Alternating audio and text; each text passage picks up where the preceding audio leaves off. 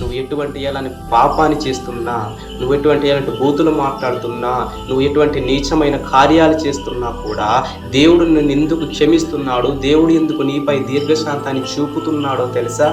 నువ్వు ఏ రోజైనా మారుతావని. ఈ రోజు కాకపోతే రేపటికి, రేపటి కాకపోతే ఎల్లుండి, ఈ వారం కాకపోతే వచ్చే వారం, ఈ నెల కాకపోతే వచ్చే నెల, ఈ సంవత్సరం కాకపోతే వచ్చే సంవత్సరం నువ్వు మారుతావని, నువ్వు మారి దేవుని కోసం బ్రతుకుతావని నీపై దేవుడు దీర్ఘశాంతాన్ని చూపుతున్నాడు ప్రియులారా.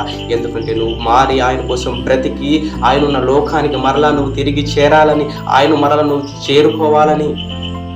ఒక్కసారి గనుక నీకు 2 కనులు మూయబడితే, ఒక్కసారి గనుక నీ గుండె చప్పుడు ఆగిపోతే, ఒక్కసారి గనుక నువ్వు 6 అడుగుల గుంటలో నువ్వు వెళితే మరలా నువ్వు ఎప్పటికీ బయట రాలేవు.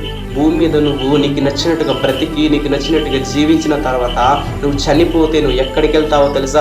భయంకరమైన పాతాళ లోకానికి వెళ్తావు. ఎప్పటికీ ఆరని అగ్నికి వెళ్ళిపోతాం ప్రియులారా. ఆ అగ్నిలో, ఆ లోకానికి నువ్వు వెళ్ళకూడదని, ఆ నరకంలో నువ్వు చేరకూడదని, ఆ నరకంలో నువ్వు వెళ్ళి బాధపడకూడదని, ఈ భూమి మీద నువ్వు ఎటువంటి చెడు కార్యాలు చేస్తున్నా, ఈ భూమి మీద నువ్వు ఎటువంటి చెడు పాపాలు చేస్తున్నా కూడా దేవుడు నీపై దీర్ఘశాంతాన్ని చూస్తూ ఉన్నాడు.